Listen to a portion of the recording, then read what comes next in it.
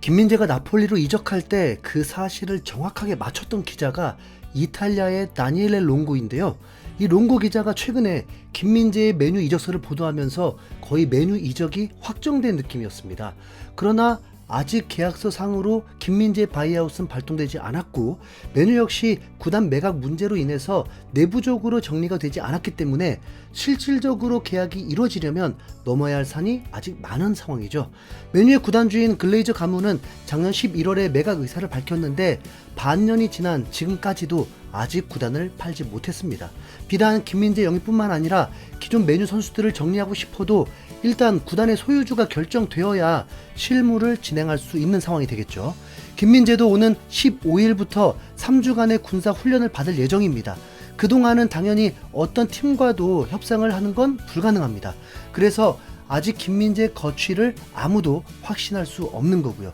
그런데 최근 이 빈틈을 노리는 새로운 경쟁자가 등장했다는 소식입니다. 영국의 토크 스포츠에서는 뉴캐슬이 메뉴 이적이 가까운 김민재의 하이제킹을 노리고 있다. 4,200만 파운드까지 지불할 용의가 있다.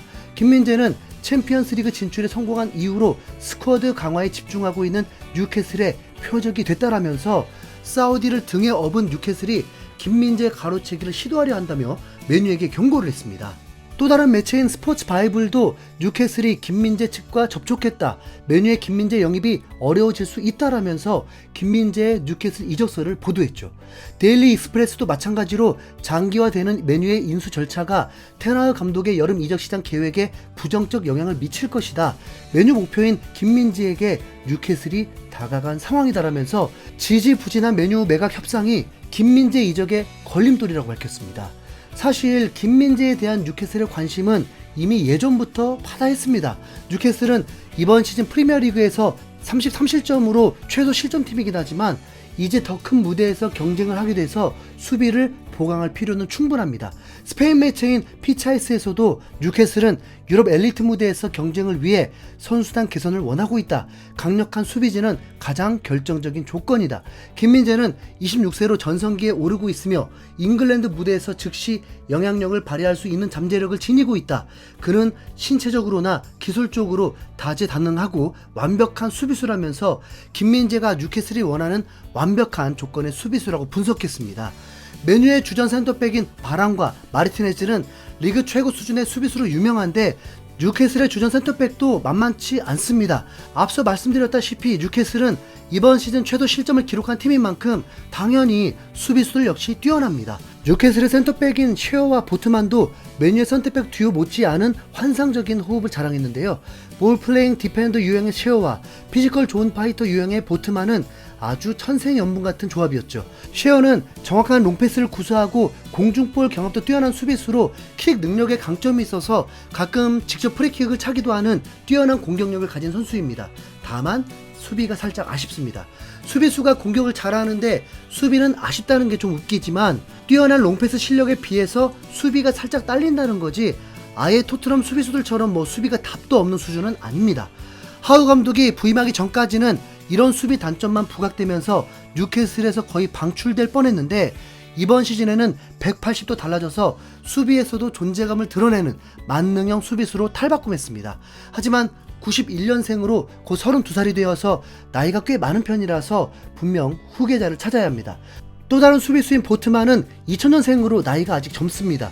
신장이 무려 195cm로 매우 커서 피지컬적으로는 최고 수준이죠. 프랑스의 릴에서 활약하다가 이번 시즌에 뉴캐슬에 합류했는데 바로 팀의 핵심 수비수가 될 정도로 강력한 수비를 자랑하는 선수입니다.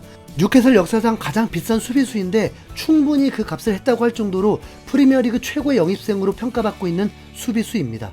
강력한 피지컬과 더불어서 순간 속도가 시속 39.2km로 프랑스의 은바페보다도 빠를 정도입니다. 그야말로 짐승 같은 모습으로 상대를 수비하는 보트만은 만능형이지만 수비가 살짝 부족한 쉐어와 찰떡궁합일 수밖에 없는데요.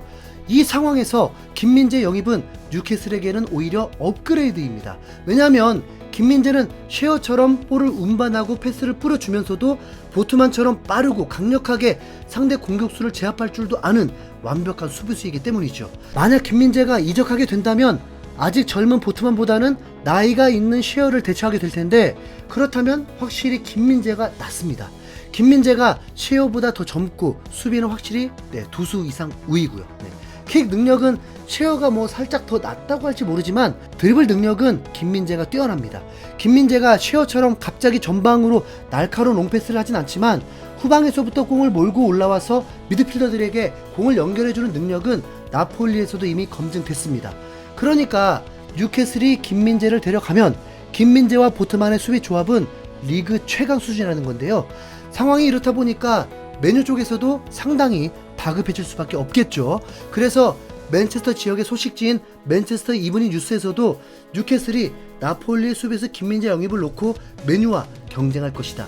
김민재는 몇 달 동안 메뉴 이적에 휘말렸지만 뉴캐슬 역시 그를 쫓고 있다라면서 뉴캐슬이 중간에 김민재를 가로챌 가능성에 대해 우려했습니다. 최고의 이적 전문가인 로만도조차도 메뉴뿐만 아니라 뉴캐슬도 김민재 바이아웃 집을 의사가 있다라면서 뉴캐슬의 하이제킹 가능성에 대해서 이미 언급을 한 상황이고요. 구단의 상황만 놓고 본다면 사실 뉴캐슬이 메뉴보다 좋습니다.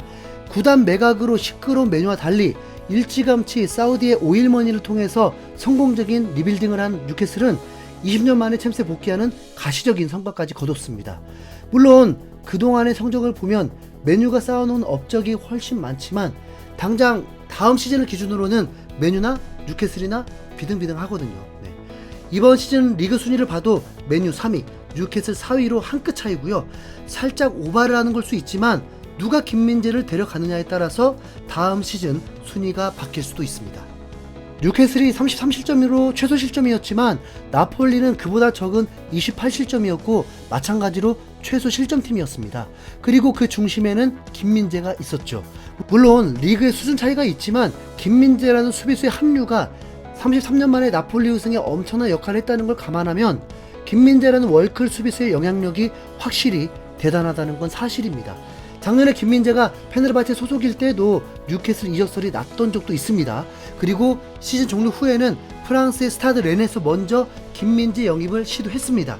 공신력이 높은 로이 탄즈 기자가 렌의 단장에 직접 이스탄불을 방문해서 김민재를 영입하려고 했다는 유력한 사실도 보도하기도 했죠. 심지어는 로마노 기자 역시 스타드 렌은 김민재가 개인 합의를 완료했다라면서 거의 이적을 확신했었습니다. 그러나 막판에 나폴리가 바이어 금액을 지불하기로 하면서 뒤늦게 김민재를 가로챘는데요. 메뉴도 작년에 스타드 렌처럼 먼저 김민재를 눈독 들이다가 뉴캐슬에게 뺏길 가능성도 충분합니다. 과연 김민재를 데려갈 팀은 어디일지 끝까지 지켜보도록 하겠습니다. 우선 개인적으로 프리미어리그로 오는 것만으로도 매우 감사할 것 같고요. 이상 흰수염고래였습니다. 감사합니다.